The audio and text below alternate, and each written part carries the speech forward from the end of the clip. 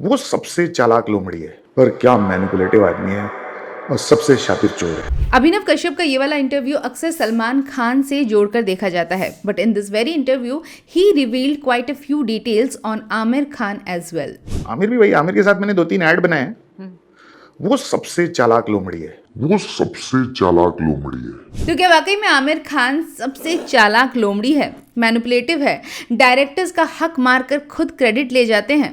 साहब, बहुतेक कमीने को अंग्रेजी में क्या कहते हैं? Bastard.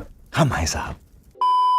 जैसे तारे जमीन पर के टाइम अमोल गुप्ते ने इल्जाम लगाए थे। मतलब अमोल गुप्ते वाली कहानी पिछली बार भी शायद मैंने आपको बोला था कि ये डायरेक्टर्स को डोमिनेट मैनिपुलेट करने की किस्सा उसी ने शुरू किया था। सो हु रियली मेड तारे जमीन पर, अमोल गुप्ते और आमिर खान? या ललन टॉप का इंटरव्यू तो सबने देखा, जहां पर आमिर खान ने अपनी साइड रखी, लेकिन अमोल गुप्ते का साइड क्या कभी किसी ने सुना? कहीं ये 5 घंटे का एक इमेज वाइट वॉशिंग एक्सरसाइज तो नहीं था? क्योंकि हर कहानी के ना 3 साइड होते हैं, his side and the truth. और आज यही ट्रूथ एक्सपोज करने की कोशिश करेंगे। साथ ही अभिनव कश्यप के कुछ और दावों का सच भी पता लगाएंगे। That Aamir Khan is manipulative and शातिर चोर, और it's nothing but digital show. सिर्फ प्रोफेशनल एंगल ही नहीं बल्कि पर्सनल एंगल भी टटोलेंगे। जिस तरीके से फैजल खान ने आमिर पर उनके करियर में कोई मदद नहीं करने का इल्ज़ाम लगाया था, उन पर जेलसी का इल्ज़ाम लगाया था, कि अपने बेटे जुनैद के टाइम भी आमिर कुछ ऐसा ही कर रहे हैं? क्यों आमिर खान, जिन्हें मार्केटिंग का जीनियस कहा जाता है, उन्होंने अपनी हर फिल्म को हमेशा आउट ऑफ द वे जाकर प्रमोट किया, लेकिन जब बेटे जुनैद की रीसेंट रिलीज एक दिन जो उन्हीं की प्रोडक्शन हाउस की है, उसके अराउंड कोई बज़ ही नहीं दिखा। फिल्म के प्रमोशन के नाम पर जो पॉडकास्ट या इंटरव्यूज किए भी गए, उसमें भी सिर्फ और सिर्फ आमिर खान ही दिखे, ना जुनैद दिखे और ना ही साई पल्लवी दिखी। एंड इन पॉडकास्ट में जाकर भी मेजरली आमिर खान अपने बारे में ही बात करते हुए नजर आए। पहली लड़की ने मुझे रिजेक्ट किया, हाँ, फिर दूसरी ने रिजेक्ट किया, हाँ, फिर तीसरी ने रिजेक्ट किया, हाँ। फिर चौथी ने रिजेक्ट किया। सितंबर में मेरी शूटिंग शुरू हो जाएगी, जो भी मैं नई फिल्म करूंगा।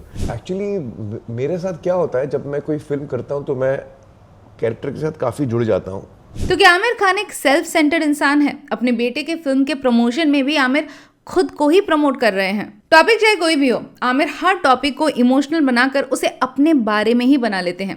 खुद को एज अ विक्टिम प्रोजेक्ट करने की कोशिश करते हैं। जब फर्स्ट वाइफ रीना दत्ता से डिवोर्स हुआ था, तब सब जानते थे कि लगान के टाइम से इनका अफेयर किरण राव के साथ चल रहा था। उससे पहले के भी कई सारे किस्से हैं, लेकिन किरण राव का तो जग जाहिर है। लेकिन फिर भी जब पॉडकास्ट में आके रीना दत्ता से डिवोर्स के टॉपिक पर बात की, तो जहां शायद रीना रियल विक्टिम थी, लेकिन वहां भी खुद को ही एज अ विक्टिम दिखाया। तो उस दिन मैंने बोतल खोली और पूरी बोतल पी डाली, और फिर अगले 1.5 साल तक मैंने रोज रात को मैं दारू पी के, मैं सोता नहीं था, मैं बेहोश हो जाता था। तो क्या लाइक अभिनव कश्यप सेज आमिर खान मैनिपुलेटिव है? चीजों को घुमा फिरा कर इमोशनल तरीके से पेश करके ऑडियंस को मैनिपुलेट करने की कोशिश करते हैं। आमिर खान आजकल हर पॉडकास्ट में जाकर अपने फादर को याद कर रहे हैं और उनकी गरीबी और फाइनेंशियल स्ट्रगल के दिनों को डिस्कस करते हुए रोते हुए भी नजर आते हैं। बट ये वही आमिर खान है जिन्होंने एक वक्त पर अपने फादर को जो मंथली फाइनेंशियल सपोर्ट देते थे, उसे भी बंद करवा दिया था। तो मुझे ये पता चला था कि अब्बाजान को जो मंथली पैसा मिलता था, उन्हें हमारी अम्मी ने रोक दिया और आमिर ने वो पैसा रोक दिया। तो क्या आमिर खान फेक है? डिटेल में डिस्कस करेंगे। हेलो, मैं हूं तनुश्री और आप देख रहे हैं वेरी इंटरेस्टिंग। आमिर खान को मिस्टर परफेक्शनिस्ट बुलाया जाता है, लेकिन आमिर खान का परफेक्शन आजकल फिल्मों से ज्यादा पॉडकास्ट में नजर आ रहा है। एक टाइम था जब आमिर की सारी फिल्में हिट थी, लेकिन फिर आई ठग्स ऑफ हिंदुस्तान, लाल सिंह चड्ढा, सितारे जमीन पर, जिसे तारे जमीन पर का स्पिरिचुअल सीक्वल बोला गया। लेकिन ये फिल्म तारे जमीन पर वाला ना मैजिक बॉक्स ऑफिस पे क्रिएट कर पाई और ना ही ऑडियंस के दिलों में। और हैप्पी पटेल तो कब आई कब गई किसी को नहीं पता चला। इसीलिए जब आजकल कोई आमिर खान को उनके मिस्टर परफेक्शनिस्ट के इमेज के बारे में पूछता है, this is what he says. लोग सोचते हैं मैं परफेक्शनिस्ट हूँ, लोग सोचते हैं मैं बड़ा सोच के डिसीजन लेता हूँ। बिल्कुल बकवास है। पर यही सवाल जब उनसे दिल चाहता है, रंग दे बसंती और लगान के टाइम पर पूछा जाता था, उनका ये जवाब होता था। लोग अलग किस्म किस्म के टैग्स देते हैं, टाइटल्स देते हैं। मेरी कोशिश रहती है कि मैं अच्छा काम करूं और दिल से काम करूं। पर क्या मैनिपुलेटिव आदमी है। Allegation number 1, is Aamir Khan a manipulator?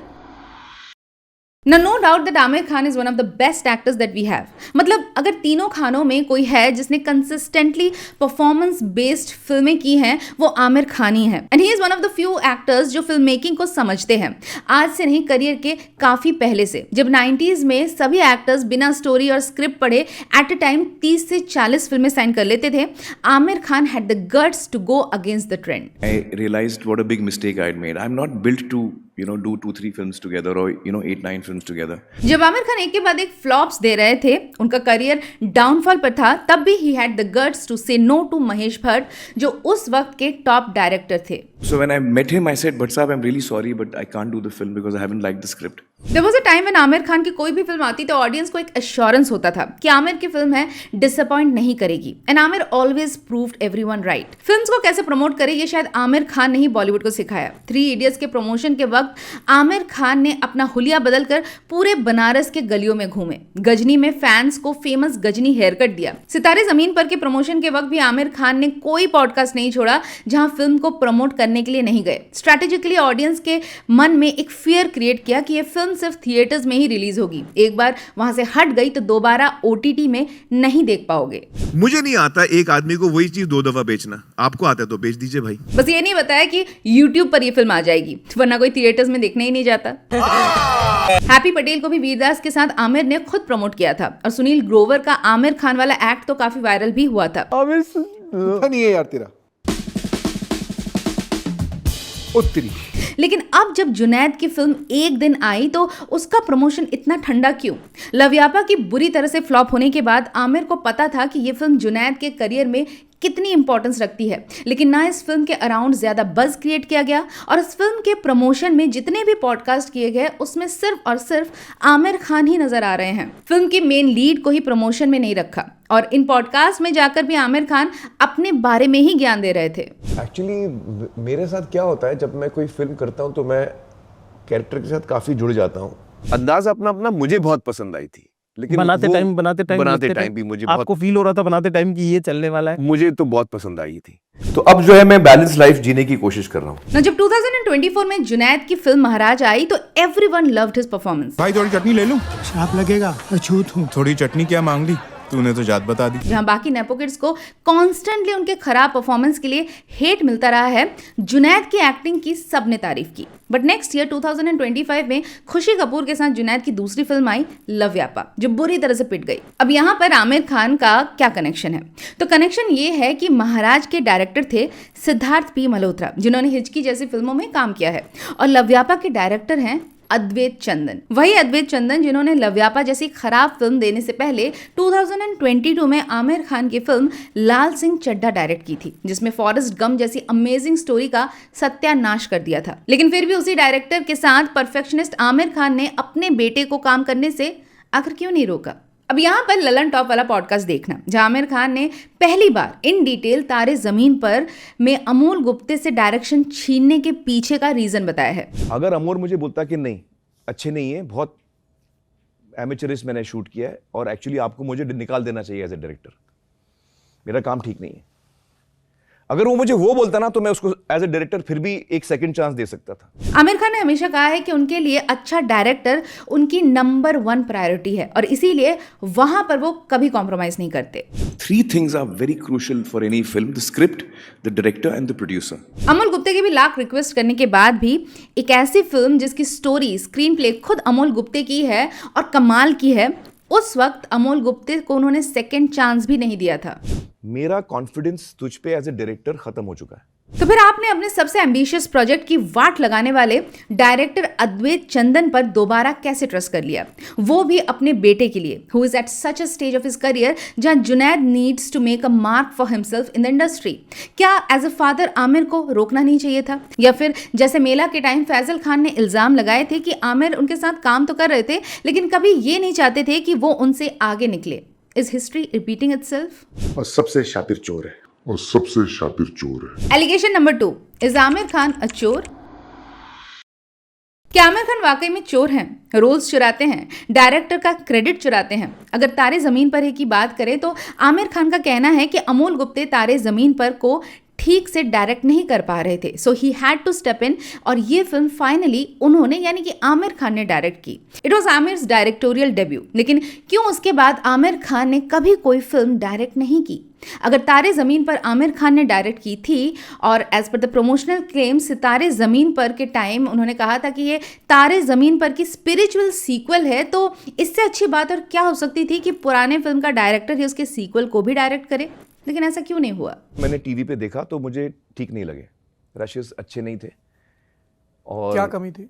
बहुत ही अच्छे नहीं थे। अगर आमिर खान का क्रिएटिव विजन इतना शार्प है तो जो कमियां उन्हें तारे जमीन पर है के इनिशियल रशेस में ही दिख गई थी, तो वो लाल सिंह चड्ढा के टाइम उन्हें ये कमियां क्यों नहीं दिखी, स्पेशली जब कमियां उनके खुद के ही परफॉर्मेंसेस में थी, लाइक ही क्लेम्स। तो मेरा परफॉर्मेंस मुझे लगा कि मैंने बहुत ज्यादा हाई पिच कर लिया था, तो वो उसमें मैजिक रही नहीं। He should have let someone else play the character while he produced the film.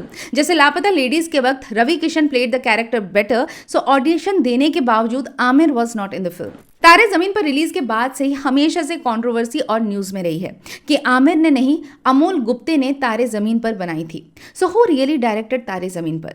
Lalan top का इंटरव्यू अगर देखें तो आमिर खान ने खुद ही अपनी पोल खोल कर रख दी। उन्होंने इस इंटरव्यू में ऐसी कई बातें ना चाहते हुए भी ओवर एक्सप्लेन करने के चक्कर में बोल गए जो उन्हीं के अगेंस्ट चली गई। लेकिन आई एम श्योर आपने नहीं पकड़ा होगा, so let me bring it to your notice. Now let's first look at this interview of Faisal Khan, जहां वो बता रहे हैं कि जब उनकी डेब्यू फिल्म मदहोश की कहानी जो आमिर के फादर ताहिर हुसैन ने ही प्रोड्यूस की थी, and as a elder brother वो चाहते थे कि आमिर इस फिल्म की कहानी को एक बार सुने, तो कहानी सुनने के लिए आमिर ने पहले तो इन दोनों को काफी टाइम लटकाए रखा। Because the film was made by अब्बाजान। इनफैक्ट जब पहली बार कहानी सुनाने की बात आई थी मदहोश के लिए, तो आमिर ने 4-5 महीने टालम टोल कर दी थी। Now let's watch the Lalan top interview. उन्होंने मुझे कहा था मुझे अक्षय खन्ना को एक चीज नरेट करनी है, तो मैंने कहा भाई। तो यहाँ पर अमोल गुप्ते तारे जमीन पर की कहानी अक्षय खन्ना को सुनाना चाहते थे, because Amol Gupte wanted Akshay to play Ram Shankar Nikumbh. लेकिन आमिर खान ने सीधे सीधे अक्षय खन्ना का नंबर नहीं दिया। चाहते तो दे सकते थे, लेकिन आमिर ने अमोल गुप्ते से कहा कि पहले मुझे कहानी सुनाओ, लेकिन जब तुम मुझे कास्ट नहीं कर रहे हो तो मैं इतनी जल्दी कहानी थोड़ी सुन लूंगा। एक दफा मैं सुन लेता हूँ, सुनने के बाद मुझे अच्छी लगी तो मैं उसको कहूंगा कि भाई सुन लो, अच्छी कहानी है। तो उसने कहा कब सुनेंगे आप? तो मैंने कहा सुनता हूँ। उसमें 4-6 महीने निकल गए, फिर मैंने कहानी सुनी। ठीक वैसे ही जैसे मदहोश के वक्त फैजल की फिल्म की कहानी सुनने के लिए अपने अब्बू जान को 4 से 6 महीने लटकाए रखा। और सिर्फ इतना ही नहीं, आगे और भी है। आमिर खान ने खुद इस इंटरव्यू में बोला था कि तारे ज़मीन पर है की कहानी जब उन्होंने सुनी तो उन्हें कहानी बहुत अच्छी लगी। तो उस हिसाब से जैसा आमिर ने कहा था कि अगर कहानी अच्छी होगी तब मैं आगे अक्षय को रिकमेंड कर दूंगा, क्योंकि अक्षय उनका अच्छा दोस्त है। क्या नरेट करनी है? अक्षय दोस्त है मेरा, मैं उसको रिकमेंड करूंगा, तो ऐसा नहीं हो कि एक दफ़ा मैं सुन लेता हूँ, सुनने के बाद मुझे अच्छी लगी तो मैं उसको कहूंगा कि भाई सुन लो, अच्छी कहानी है। लेकिन सुनने के बाद जब कहानी बहुत अच्छी लगी तो दोस्ती जाए भाड़ में। हटाओ अक्षय को, मैं हूं ना, मैं प्रोड्यूस कर रहा हूं तो मुझे लो। यार ये कहानी है तो बड़ी अच्छी और मैं अक्षय को कल ही फ़ोन करता हूँ, आज ही फ़ोन करता हूँ। लेकिन मेरा एक सवाल है, आप ये मुझे ऑफर क्यों नहीं कर रहे हैं? अब यहाँ अमोल गुप्ते कोई अननोन स्ट्रगलर नहीं थे। अमोल गुप्ते और आमिर खान की दोस्ती कॉलेज डेज से थी। और अमोल को आप FTI के दिनों से जानते थे? काफ़ी लंबी दोस्ती है हमारी, अमोल और मेरी। आई थिंक स्कूल के बाद, कॉलेज से आप पकड़ लो, हाँ उसी दौरान, क्योंकि वो अवांतर में भी था, थिएटर ग्रुप में भी था। और जब आपकी दोस्ती इतनी गहरी और लंबी होती है ना, तो जाहिर है कि आप उस इंसान को और उसके टैलेंट को बहुत अच्छे से जान जाते हो। और यहाँ पर आमिर को सीधा अमोल और अक्षय को इंट्रोड्यूस करवा देने में कोई दिक्कत नहीं होनी चाहिए थी। पर जिस तरीके से उन्होंने पहले कहानी सुनने में 6 महीने लटकाए रखा और फिर कहानी सुनी तो अक्षय की जगह खुद को उस फिल्म में लेने के लिए कहा, उससे कुछ अच्छा तो नहीं लग रहा है। But coming from Aamir Khan this is not a surprise. अब ये कोई पहला इंसिडेंट नहीं है। दिल चाहता है में भी आमिर खान ने अक्षय खन्ना का रोल छीना था। अब दिल चाहता है तो सबने देखी है, जिन्होंने नहीं देखी उन्हें थोड़ा समझाने के लिए बता दें कि दिल चाहता है 3 दोस्तों की कहानी है, आकाश, समीर और सिद्ध की, जिसमें अगर स्टोरी और स्क्रीन प्ले देखें तो मेन लीड कैरेक्टर आकाश, जिसे अल्टीमेटली आमिर खान ने प्ले किया था, उसकी है, क्योंकि उसी के ऑपोजिट प्रीति जिंटा को भी कास्ट किया गया था। और इन तीनों में अक्षय और सैफ की जो कैरेक्टर्स है वो सपोर्टिंग रोल में उन्हें हम कह सकते हैं। तो जब फरहान अख्तर ने दिल चाहता है कि कहानी लिखी थी तो उन्होंने आकाश के रोल के लिए अक्षय खन्ना को सिलेक्ट किया था। और जब मैंने अक्षय से बात की तो मैंने अक्षय से बात की कि तुम प्लीज आकाश का रोल करो। फरहान ने अक्षय खन्ना को ये कहानी भी सुनाई थी and he like the script and he agreed to do Akash's part. तो फिर मैं आमिर से मिला, आमिर ने कहा for actually the part that Akshay played मैं उनसे सिद्धार्थ के रोल के लिए मिला। फरहान ने आमिर को सिड का कैरेक्टर ऑफर किया था, लेकिन आमिर ने कहा कि ये फिल्म वो सिर्फ एक शर्त पर करेंगे, अगर उन्हें आकाश का कैरेक्टर प्ले करने को मिले, क्योंकि मेन लीड तो भाई मेन लीड होता है, लीड रोल करने का अपना ही फायदा होता है। गाने शाने तो फिल्म में आपके अराउंड होंगे ही, फिल्म में आपको सीन्स भी ज़्यादा मिलेंगे, पोस्टर में आपको प्रोमिनेंट इंपॉर्टेंस मिलेगी, आपको आगे रखा जाएगा, सेंटर वाली पोजीशन मिलेगी। जब फिल्म हिट होगी तो वो आपकी फिल्म बोली जाएगी, because you are the main lead. और भले ही आप अवार्ड शोज में नहीं जाते हो, लेकिन जितने भी अवार्ड शोज हैं उनमें आपको एज मेन लीड नॉमिनेट किया जाएगा। और इसीलिए जब फरहान अख्तर आमिर के पास गए तो उन्होंने अक्षय खन्ना का रोल छीन कर खुद रख लिया। तो उन्होंने कहा मैं अभी कुछ 2-3 सीरियस फिल्में कर रहा हूँ, तो मैं चाहूँगा कि कुछ थोड़ा लाइट हार्टेड रोल करूँ, तो can I play Akash? I really like the script but I'd like to play Akash. Aamir Khan ने ये बात जानते हुए भी कि अक्षय खन्ना से ऑलरेडी बात हो चुकी थी और वो आकाश के कैरेक्टर के लिए राजी भी हो चुके हैं, still he said he will do Dil Chahta Hai only if he is given Akash's part. And kudos to Akshay Khanna for not just being a sport but also being a real अच्छा दोस्त। Some other part, he's like, I want to do the film. मुझे बस ये film करनी है, तुम मुझे समीर बना दो, सिड बना दो, कुछ भी बना दो, मुझे फिल्म में काम करना है। तो that's really how it kind of came together. क्योंकि this wasn't the first time जब आमिर खान ने अक्षय से रोल चुराकर अपने पास रख लिया था। 1947 अर्थ जो एक बहुत ही क्रिटिकली अक्लेम्ड मूवी थी, उसमें भी डायरेक्टर दीपा मेहता ने पहले अक्षय खन्ना को साइन किया था, लेकिन बाद में उनका रोल आमिर खान को चला गया। तो तारे जमीन पर है से पहले दिल चाहता है में, और उससे पहले 1947 अर्थ में। Not once not twice but thrice. और सबसे शातिर चोर है। We are not saying, it's for you to decide. You get so tired working with Amir Khan, drained out, and he interferes in everything. It is to maintain strict control. Allegation number 3, Aamir Khan is a control freak. Aamir Khan पर अक्सर film के creative process में interfere करने के इल्जाम लगते रहे हैं। अब कुछ लोग उन्हें इस बात के लिए मिस्टर परफेक्शनिस्ट बुलाते हैं तो कुछ इरिटेटिंग बुलाते हैं, लेकिन परफेक्शन का मतलब दूसरों के लिए पेन बनना नहीं होता। क्योंकि तुम अपनी एनर्जीज बाकी की फजूल बातों में लगाते हो कि साहब पीछे टेबल का रंग कैसा है, कुर्सी कैसी है, पर you can strive for excellence but not perfection.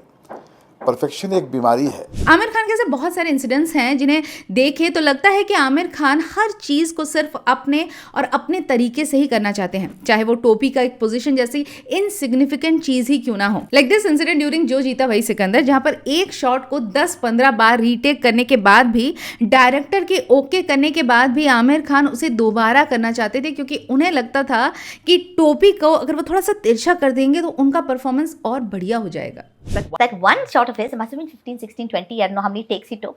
And then finally we're like, Amir, it's perfect, it's great. But Mansoor, if I take my hat and move it, my cap, and I just slightly angle my cap, will it give my attitude to my character? I'm not performing for your cap now.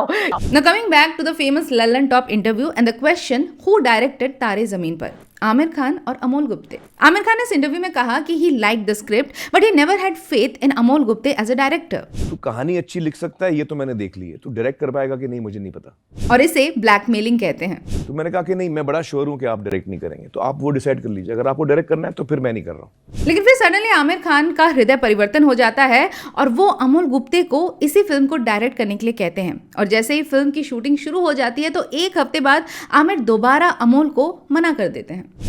मेरा confidence तुझ पे as a director खत्म हो चुका है, तो ये subject मैं तुझे वापस दे रहा हूं।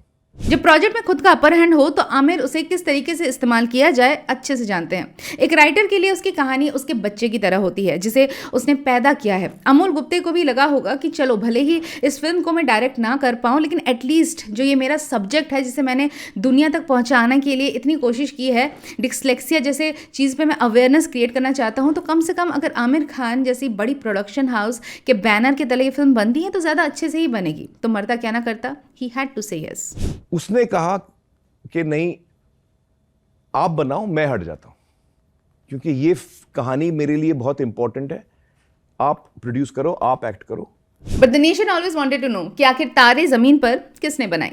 जब भी तारे जमीन पर का क्रेडिट लेने की बात आती है तो आमिर खान ने उसे हमेशा अपना विजन बताया है। बट मुझे बनानी है वो, क्योंकि वो बहुत इंपॉर्टेंट टॉपिक है। आप सोचिए, लाखों बच्चे हमारे देश में हैं जो आज तक सफर करते थे, उनको डांट पड़ती थी, उनको मारा जाता था, तो ये फिल्म मेरे लिए बहुत जरूरी थी कि भाई। लेकिन जहां भी अपना पक्ष जस्टिफाई करके अमोल गुप्ते से फिल्म छीनने की बात आई तो आमिर ये बोल जाते हैं, और ये सब्जेक्ट तेरे अंदर से निकला है, 4 साल तूने इस पे काम किया है, 5 साल तूने इस पे काम किया है। एक फेमस कोट है, a film is made twice, first at the scripting table and then at the editing table, everything in between is just a process. दुनिया के सारे बड़े डायरेक्टर्स इसे मानते हैं। एंड गोइंग बाय दिस, तारे जमीन पर है की स्क्रिप्ट अमोल गुप्ते ने लिखी और एडिटिंग उनकी वाइफ दीपा भाटिया ने की है। बाकी जहाँ पर स्क्रीन प्ले और स्टोरी इतनी सॉलिड हो, अच्छे एक्टर्स हो, इससे बहुत ज़्यादा फर्क नहीं पड़ता कि कैमरा किसके हाथ में था या फिर एक्शन और कट किसने बोला। वैसे Amol Gupte through out the making of तारे जमीन पर आमिर खान के साथ ही रहे, सो डेफिनेटली अगर ये फिल्म अमोल गुप्ते ने नहीं बनाई है तो ये आमिर खान ने अकेले भी नहीं बनाई है। और इस फिल्म में जो काम कर चुके हैं उनका भी यही कहना है। Actually, because Amir and Amol both worked on the film together for a very long period of time. They worked on the last का जो portion था उस पे ये सब, so it is a collaboration, it is combined. और जिसने भी स्टैनली का डब्बा देखी है, he knows what Amol Gupte is capable of. चिंदी है एक नंबर का, किसी को पैसे नहीं देता। Allegation number 4, Aamir Khan is stingy. आजकल आमिर खान अपने हर पॉडकास्ट पर रोते हुए नजर आते हैं, एक दो नहीं, ऑलमोस्ट हर पॉडकास्ट में एक ही बात पर। नहीं, मुझे खुद रियलाइज हुआ कि वो जो वक्त गुजर चुका है वो दोबारा वापस नहीं आएगा। आयरा और जुनैद का बचपन वापस नहीं आएगा। आशुतोष की क्या ड्रीम्स है मुझे पता है, आशुतोष की क्या इनसिक्योरिटीज है मुझे पता है, लेकिन मेरे बच्चों की मुझे नहीं पता है। जिन मुद्दों को शायद किसी पॉडकास्ट के बजाय पर्सनली फैमिली के साथ बैठकर बातचीत करके डिस्कस किया जाता तो शायद बेटर होता, लेकिन शायद आमिर को पब्लिक की सिंपैथी भी तो चाहिए थी। दिस वन पॉडकास्ट जहां पर वो अपने फादर ताहिर हुसैन के फाइनेंशियल स्ट्रगल्स को याद करके रोने लगे। तो जब लोग फोन करते थे पैसे के लिए तो उनके पास पैसे नहीं होते थे। सबसे ज्यादा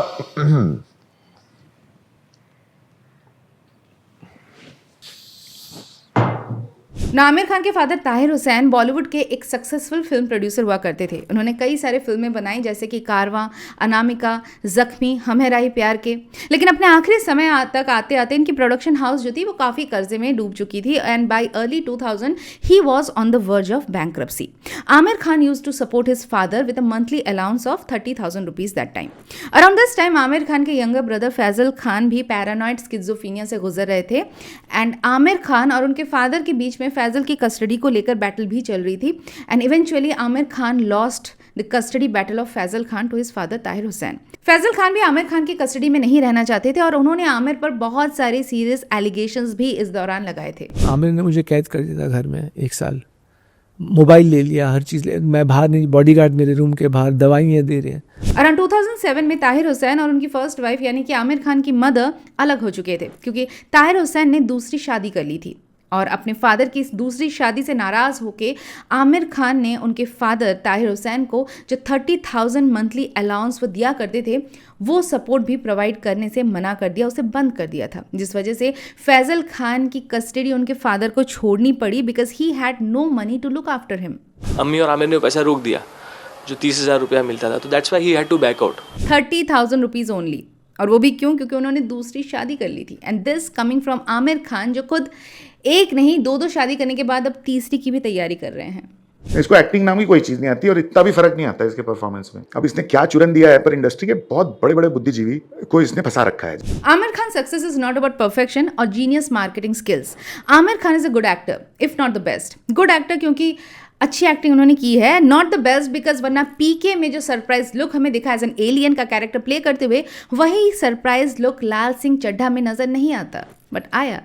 और कुछ सालों से आमिर खान तो काफ़ी सेफ प्ले करने के चक्कर में पुरानी इंटरनेशनल फिल्मों का ही रीमेक करते चले जा रहे हैं एंड ऑल दिस शोज कि perhaps his acting depends a lot on a good script selection and a good director to envision it. क्योंकि जहां एक अच्छी स्क्रिप्ट फिल्म को सक्सेसफुल बनाती है वहीं पर एक अच्छा डायरेक्टर फर्नीचर से भी एक्टिंग करवा लेता है।